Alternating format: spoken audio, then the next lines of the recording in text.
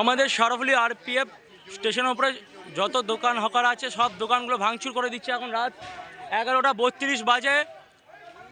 প্রচুর পরিমাণে RPF force এসছে, সব দোকান ভাঙচুর করে দিচ্ছে 1-2 নম্বর এবং 3-4 নম্বর এবং 5-6 নম্বর প্ল্যাটফর্মে। আমাদের কিছু সংখ্যক ওখানে হকার উপস্থিত আছে।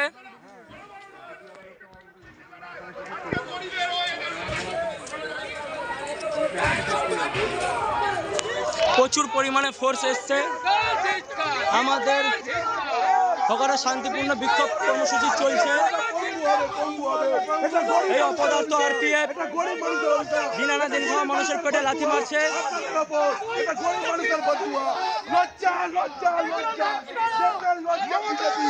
দেশের লজ্জায় আরপিএফ